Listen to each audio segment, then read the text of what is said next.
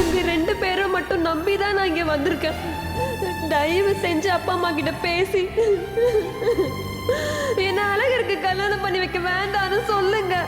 எப்படியாவது நிப்பாட்டுங்க.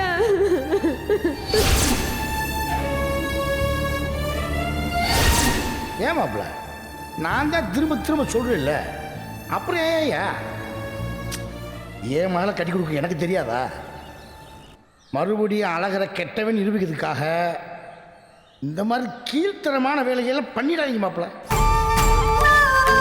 இதோட இந்த விஷயத்தை விட்டுருங்க. என் மகன் அகிலாவுக்கு அழகர் தான் புருஷன். திரும்ப இதை பற்றி நான் பேசுகிற மாதிரி வச்சுக்கிறாதீங்க. என்னை மன்னிச்சிரு மாப்பிள்ள. இந்த கல்யாணத்தை நிப்பாட்டுறதுக்கான முயற்சியை நானும் ஒரு பக்கம் பண்ணிட்டே இருக்கேன். என்ன நடக்குதோ நடக்கட்டும், பார்த்துக்கலாம். ஆனா நீ தைரியமா இரு. உங்களை தான் மாமா நான் நம்பி இருக்கேன். என்னை ஏமாத்திடாதீங்க மாமா. கடைசி நிமிஷம் வரைக்கும் நான் காத்துட்டு இருப்பேன்.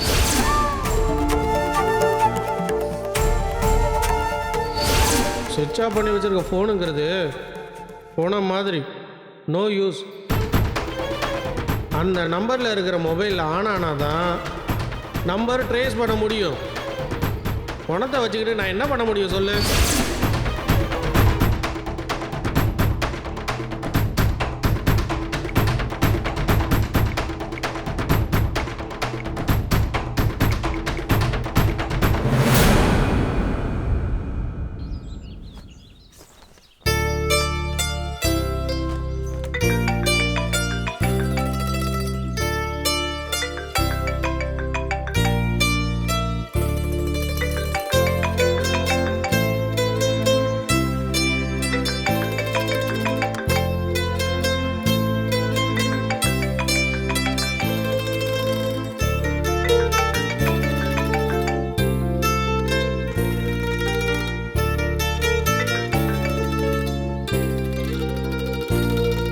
சொல்லுங்க மாமா. அப்பாட்ட அதுக்கப்புறம் ஏதாவது பேசி பாத்தீங்களா? அப்பா ஏதாவது சொன்னாரா? இல்ல கிலா, அது விஷயமா பேசதான் கால் பண்ணேன். என்ன மாமா? அப்பா கிட்ட இந்த விஷயமா 2-3 வாட்டி பேசினப்பவும் அழகர் கெட்டவன்னு நிரூபிக்க சில முயற்சிகள் தப்பாயிடுச்சா கிலா. மாமாவும் என்கிட்ட ரொம்ப கோவமா பேசிட்டாரு. நீங்க இந்த விஷயத்துல தலையிட வேணாம், இது என் பொண்ணோட வாழ்க்கை, நான் பார்த்துக்கிறேன்னு சொல்லிட்டாரு அகிலா. இதுக்கப்புறம் நான் போய் பேசினா அது நல்லா இருக்காது அகிலா. அப்புறம் தேவையில்லாம மாமாவுக்கு என் மேலதான் கோவம் அதிகமாகும். இப்ப என்ன பண்ணலாம் மாமா? இதுக்கு மேல இந்த விஷயத்துல என்ன பண்றதுன்னு எனக்கு தெரியல அகிலா. அப்ப அழகரை கல்யாணம் பண்ணிக்கிறதா என்னோட விதியா மாமா? அழாத அகிலா. இனிமே வேற எதுவும் யோசிச்சு எந்த பிரயோஜனமும் இல்லை. இந்த வாழ்க்கையை எப்படி பாசிட்டிவா வாழணும்னு மட்டும் யோசி. எனக்கும் உங்க அக்காவுக்கும் கல்யாணம் நடந்தப்ப கூட உங்க அக்காவுக்கு என்ன பிடிக்கவே பிடிக்காது. விருப்பம் இல்லாம தான் கல்யாணம் பண்ணாங்க. ஆனா இன்னைக்கு மலர் என் கூட வாழ்ந்துட்டு தானே இருக்காங்க. அந்த அடிப்படையில யோசியாக்கல அதை எப்படி பாசிட்டிவா மாத்தணுங்கிறத பாரு. அக்காவுக்கு மாப்பிள்ள நீங்க மாமா. அக்காவுக்காக நீங்க நிறைய அட்ஜஸ்ட் பண்ணிருக்கீங்க, விட்டு கொடுத்து பொறுமையா போயிருக்கீங்க, எல்லா விதத்திலையும் அவளுக்கு சப்போர்ட் பண்றீங்க. இது எல்லாத்தையும் அவன்கிட்ட போய் நான் எதிர்பார்க்க முடியுமா மாமா? நீங்களும் அவனும் என்ன ஒண்ணா மாமா? ஏய் அகிலா, அப்படிலாம் யோசிக்காத. நீ நினைச்சா இந்த வாழ்க்கையும் நல்லபடியா அமைச்சுக்க முடியும். அந்த மாதிரி யோசிச்சு அவனை திருத்த பாரு. யாருக்கு தெரியும், இந்த கல்யாணமே அவனை மனுஷனா மாத்தலாம். உன்னோட அன்பும் அக்கறையும் கூட அவனை பொறுப்பானவனா மாத்தலாம். அதனால இனிமே நீதான் யோசிக்கணும் அகிலா. என்ன மன்னிச்சிரு.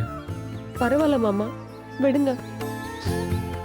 எனக்காக நீங்க இவ்ளோ முயற்சி எடுத்ததுக்கு ரொம்ப நன்றி மாமா. சத்தியமா நீங்க சொல்ற எதுவுமே நடக்க போறது இல்ல. அந்த அழகர் எப்பவுமே மாற மாட்டான். என் வாழ்க்கையில இதுதான் நடக்கணும்னா நடக்கட்டும். அப்புறம் என்ன மன்னிச்சிருங்க மாமா. தேவையில்லாம என்னால உங்களுக்கும் அப்பாவுக்கும் இருந்த நல்ல உறவு கெட்டு போயிடுச்சு. நான் வச்சிடுறேன் மாமா.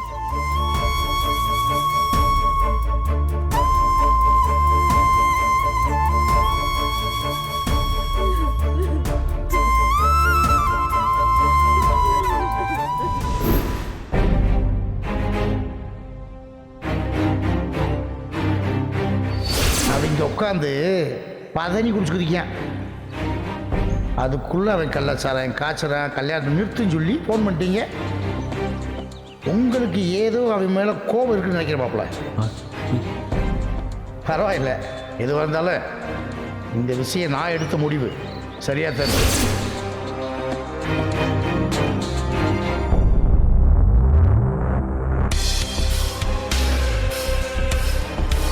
சரிம்மா, எல்லாம் ஓகே தானே? அங்கே வந்து எதுவும் மாற்றி கீத்தி பேசிடக்கூடாது. சரிங்க. போமா? சரிங்க.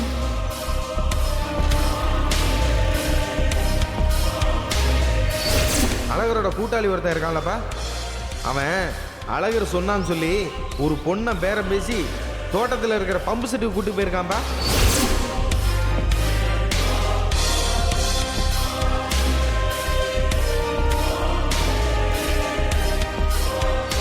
எதையும் தீர விசாரிக்காம யாரையும் தப்பா நினைக்க கூடாது. நீங்க சொன்னதை கேட்டு நான் போய் பார்த்தேன்ல, என்ன நடந்துச்சு தெரியுமா? என்ன நடந்துச்சுப்பா?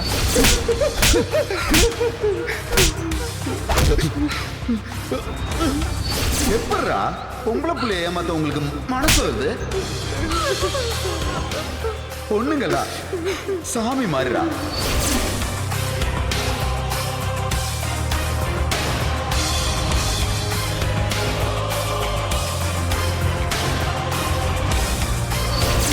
ஏன் மாப்பிள்ள, நான் தான் திரும்ப திரும்ப சொல்றேன்ல, அப்புறம் ஏன் மேலே கட்டி கொடுக்க எனக்கு தெரியாதா? மறுபடியும் அழகரை கெட்டவன் நிரூபிக்கிறதுக்காக இந்த மாதிரி கீழ்த்தரமான வேலைகளை பண்ணிடாதீங்க மாப்பிள்ள. இதோடு இந்த விஷயத்தை விட்டுருங்க. என் மகன் அகிலாவுக்கு அழகர் தான் புருஷன்.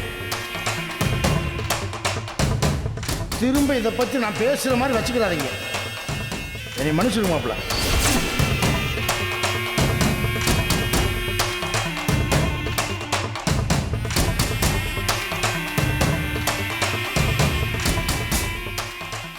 பாவம் அகிலா, அந்த அழகரை கல்யாணம் பண்ணிக்கிட்டு என்ன கஷ்டப்பட போதும். நானும் எவ்வளவோ முயற்சி பண்ணி இந்த கல்யாணத்தை நிப்பாட்டிடணும்னு பார்த்தேன். என்னால எதுவும் செய்ய முடியாம போயிடுச்சு. நான் தோத்து போயிட்டேன்னு, அந்த அழகர்கிட்ட தோத்து போயிட்டேன். யோ, அப்படிலாம் இல்லையா, விடு. எனக்கு நல்லா தெரியும்னு அவன் எவ்வளவு மோசமானவன். என்னைக்கு அவன் மலரை தூக்கிட்டு போய் மோட்டார் ரூம்ல வச்சு தப்பா நடந்துக்க பார்த்தானோ, அன்னைக்கே அவன் ஒரு கேடு கட்டவன் தெரிஞ்சிருச்சுன்னு. இப்ப இந்த விஷயத்த போய் சொன்னா 3 தடவை முயற்சி பண்ணி நம்ம தோத்து போயிட்டோம். அதனால 4வது தடவை அவன் மேல வீண் பழி சுமத்துறதுக்காக பொய் பேசுறோன்னு எல்லாருமே நினைப்பாங்கண்ணே. இந்த விஷயத்துக்கு ஆதாரம் இல்லாததால நம்மளால எதுவுமே பண்ண முடியாம போயிடுச்சு. அது மட்டும் இல்ல, இந்த விஷயம் தெரிஞ்சா மலரோட மனசும் கஷ்டப்படும். அதான் எப்போ இந்த விஷயம் மலருக்கு தெரியக்கூடாதுன்னு நினைக்கிறேன். ச்சே, இப்படி ஆயிப்போச்சையா. அந்த கெட்டவனை நம்மளால கெட்டவன் நிரூபிக்க முடியுதான் பாரு.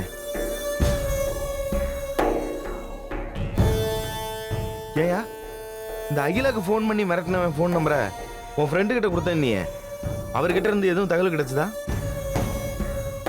இல்லைண்ணே, நானும் அவனுக்கு டெய்லியும் ஃபோனுக்கு மேலே ஃபோன் அடிச்சு கேட்டுட்டு தான் இருக்கேன். அந்த நம்பர் மட்டும் ஆன் ஆகி சிக்னல் கிடைச்சிருச்சுன்னா நானே உனக்கு ஃபோன் பண்ணுறேன்னு சொல்லியிருக்கேன். அதுக்கு தானே வெயிட் பண்ணிட்டு இருக்கேன். அவனை போலீஸில் பிடிச்சி கொடுத்தாலாவது, அதான் ஃபோனில் மிரட்டினவனை போலீஸில் பிடிச்சி கொடுத்தாலாவது, இனிமேல் எதுக்கு தேவையில்லாமல் அவசர அவசரமாக கல்யாணம் பண்ணி கொடுத்துக்கிட்டு, அதான் பிள்ளை படிக்கணும்னு ஆசைப்படுதுல, படிக்க வைங்க அப்படி இப்படின்னு உன் மாமன்கிட்ட ஏதாச்சும் ஒன்று பேசி இந்த கல்யாணத்தை தள்ளி போடலான்னு பார்த்தா இப்போ அதுக்கும் வழி இல்லாமல் போச்ச வெற்றி. அகிலா என்ன ரொம்ப நம்பிக்கிட்டு இருந்தானே. ஆனா என்னால எதுவுமே செய்ய முடியலன்னு நினைக்கும் போது ரொம்ப கஷ்டமா இருக்குண்ணே. என்னோட தங்கச்சிக்கு இப்படி ஒரு வாழ்க்கை அமைய போகுதுன்னா எப்படின்னு என்னால பார்த்துட்டு சும்மா இருக்க முடியும்? அகிலாவும் எனக்கு அந்த மாதிரி தான். நல்ல புள்ள, படிச்ச புள்ள, அழகான புள்ள. அதுக்கு போய் இப்படி ஒரு வாழ்க்கை அமைய போகுதுன்னு நினைக்கும் போது என்னால் அதை ஜீரணிக்கவே முடியலண்ணே. சரி, மேற்கொண்டு இதை பத்தி மாமா கிட்ட பேசலான்னா இதனால எனக்கும் மாமாவுக்கும் இருக்கிற உறவு கெட்டு போயிடுமோன்னு பயமா இருக்குண்ணே. வெற்றி, இன்னொரு விஷயம் சொல்றேன். நடந்தது எல்லாத்தையும் கொஞ்சம் யோசிச்சு பாரு. முதல்ல சாராயம் பதினியாச்சு. ஒரு பொண்ணை நம்ம கண்ணு முன்னாடி தான் விலை பேசி கூட்டு போனாங்க. ஆனா அங்க போனா ஏதோ காதல் விவகாரம், அவன் பொண்ணுங்களை தெய்வமா மதிக்கிறவன்னு சொல்லி சொன்னாங்க. கடைசியில கருப்பு எடுத்துட்டு போன கஞ்சா பொட்டலமும் மூலிகையா மாறிடுச்சு. எனக்கு என்னவோ சந்தேகமா இருக்கு வெற்றி. முதல்ல நமக்காக ஒண்ணு நடந்துச்சு, ஆனா அங்க போனா அது வேற மாதிரி ஆயிடுச்சே. இதெல்லாம் யோசிச்சு பார்த்தா ஏதோ சாதாரணமா நடந்த மாதிரி தெரியல வெற்றி. எனக்கு என்னமோ உனக்கும் உன் மாமனுக்கும் இடையில இருக்கிற உறவை அத்து விடுறதுக்காக அவன் ஏதோ நல்ல திட்டம் போட்டு பண்ற மாதிரி தெரியுதியா?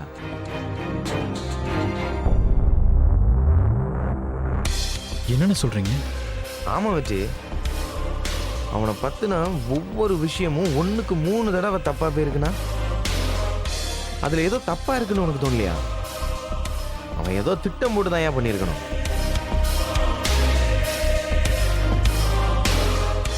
அவன் என்ன திட்டம் போட்டு செய்யணும்? உனக்கும் உன் மாமனுக்கும் இடையில இருக்கிற உறவை வெட்டி விடுறதுக்கு தான்யா. முதல்ல உன் மாமனுக்கு நீ மட்டும்தான் மாப்பிள்ளையா இருந்த, இப்போ அவனும் மாப்பிள்ளையாக போறான். அதான் உங்களுக்கு இடையில இருக்கிற உறவை வெட்டி விட்டுட்டு அவன் உன் மாமன் கூட ஒட்டிக்க ஆசைப்படுறான்னு நினைக்கிறேன். வெற்றி, நல்லா கேட்டுக்கியா? உன் சகலபாடி ரொம்ப ஆபத்தானவனா இருக்கான். அவன்கிட்ட கொஞ்சம் கோளாறாவே இரு. இல்லை போகிற போக்கில் எல்லாருடைய வாழ்க்கையை நாசமாக்கிட்டு போயிடுவான். புரியுதுங்க. ஊருக்குள்ள சகலபாடிங்களாம் அவன் ஒன்று மண்ணுமா அண்ணன் தம்பியாக இருந்துகிட்டு இருக்காங்க. ஆனால் உனக்கு ஒரு சகலபாடி வரப்போகிறான் பாரு. சரியான யமகாதகனாக இருப்பான் போல. அவன்கிட்ட கொஞ்சம் பார்த்து நடந்துக்க வெற்றி. இந்த பாரு, இனிமேல் இந்த விஷயமா உன் மாமன்கிட்ட எதுவுமே பேசாத. நடக்கிறது நடக்கட்டும், பார்த்துக்கலாம். இதுக்கப்புறமும் உன் மாமன்கிட்ட பேசின கண்டிப்பா விரிசல் வரும் வெற்றி.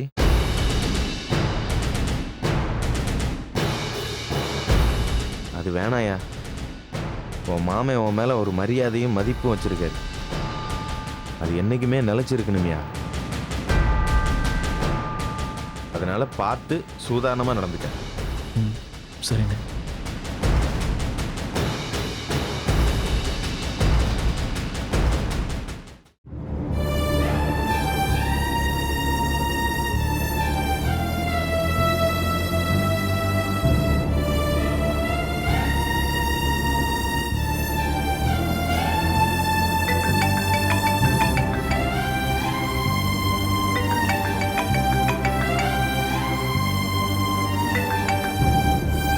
ஹலோ. ஹலோ, நான் திவ்யா பேசுறேன்டி. சொல்லுடி. என்ன உனக்கு கல்யாணமாமே? இப்பதான் குரூப்ல டெக்ஸ்ட் பண்ணாங்க, பார்த்துட்டு தான் உனக்கு கால் பண்றேன். ஆமாண்டி. என்னடி கல்யாணமான்னு கேக்குறேன், ஒரே டல்லா பதில் சொல்லிட்டு இருக்க. ஏய் என்னாச்சுடி? எனக்கு இந்த கல்யாணத்துல விருப்பமே இல்லை. நானும் படிக்கணும், வேலைக்கு போகணும்னு எவ்வளவோ சொல்லி பார்த்துட்டேன். ஆனா யாரும் இதை எங்க வீட்டுல கேக்குற மாதிரி தெரியலடி. என்னடி சொல்ற? ஆமா திவ்யா, என்ன ஃபோர்ஸ் பண்ணி தான் இந்த கல்யாணமே பண்ணி கொடுக்குறாங்க. மாப்பிள்ள ஓகேனா பண்ணிக்க வேண்டியதானே? எனக்கு அவனை சுத்தமா பிடிக்கல திவ்யா. படிக்காத ஒருத்தன், வேலை வெட்டின்னு எதுவுமே கிடையாது. இருக்கிற எல்லா கெட்ட பழக்கமும் அவன்கிட்ட இருக்கு. நானும் எங்க அப்பா கிட்ட எவ்வளவோ சொல்றேன், அவரை கேட்க மாட்டாருடி. என்னடி சொல்ற? இவ்வளவு தூரம் படிச்ச உன்ன படிக்காத ஒருத்தனுக்கா கல்யாணம் பண்ணி தராங்க? ஏன் தான் இந்த கிராமத்துல இருக்கிறவங்க இப்படி பண்றாங்களோ தெரியல. நீ ஏன் அகிலா பிடிக்காத கல்யாணத்தை பண்ணிக்கிற? வீட்டை எதிர்த்து சண்டை போட வேண்டியதானே? எல்லாம் பண்ணி பார்த்துட்டேன், எதுவும் நடக்கிற மாதிரி தெரியல. அப்ப இங்க புறப்பட்டு வந்துரு. திவ்யா. ஆமா அகிலா, பிடிக்காத கல்யாணத்தை பண்ணிட்டு தினம் தினம் அழுது சாகாத. நைட்டே பஸ் பிடிச்சி கிளம்பி பெங்களூர் வந்துரு. இங்க என் ஆபீஸ்லயே நிறைய வேகன்சி இருக்கு. ஒன்றும் பிரச்சனை இல்லை, ஜாயின் பண்ணிக்கலாம். கண்டிப்பா வேலை கிடைச்சிருமா? நீ எதை பத்தியும் யோசிக்காம உடனே கிளம்பி வா. எல்லாத்தையும் நான் பாத்துக்கிறேன். 1 or 2 months கழிச்சு உங்க அப்பா கிட்ட போய் ஏதாவது சொல்லி சமாளிச்சுக்கலாம். ஆனா எனக்கு பயமா இருக்குடி. இதுல பயப்படுறதுக்கு என்னடி இருக்கு? நீ ஒன்றும் யார் கூடயும் ஓடி போகல. உன் வாழ்க்கையை நீ இண்டிவிஜுவலா லீட் பண்ணணுன்றதுக்காக நான் ஒரு ஐடியா தரேன், அவ்வளவுதான். நல்லா யோசிச்சு பாரு. நீ வர்றதா இருந்தா என் அட்ரஸ் உனக்கு வாட்ஸ்அப்ல டெக்ஸ்ட் பண்றேன். கிளம்பி வா, பாத்துக்கலாம். ஏய், என்னடி யோசிக்கிற? சரிடி. சரி, நான் போனை வைக்கிறேன். பாய் அகிலா.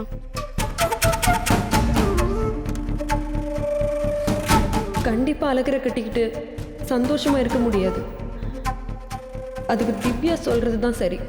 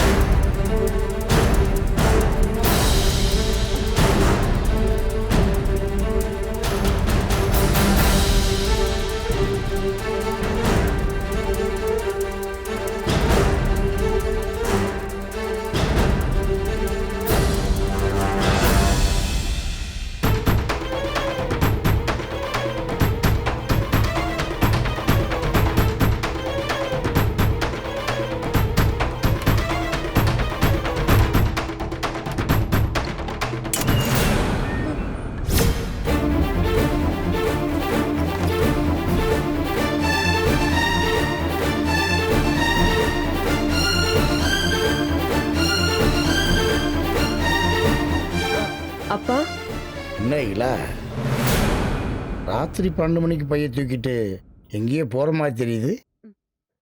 அப்பா, அப்போ அப்பா அவ்வளோ தூரம் சொல்லியும் என் மேலே உனக்கு நம்பிக்கை இல்லை.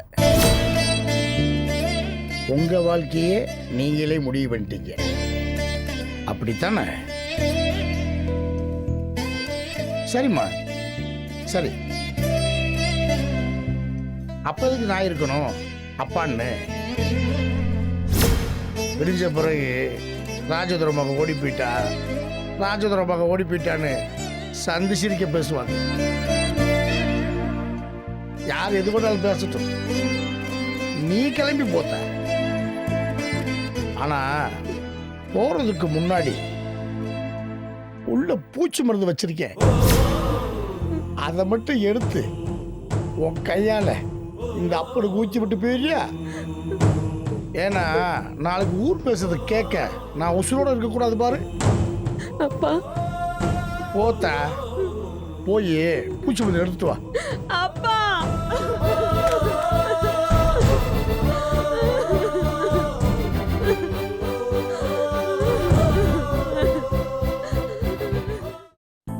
ஏத்த நல்லா தானே இருந்தவ. யார்த்த உனக்கு ராத்திரி 12 மணிக்கு மேல பைய எடுத்து போக சொல்லி கொடுத்தது?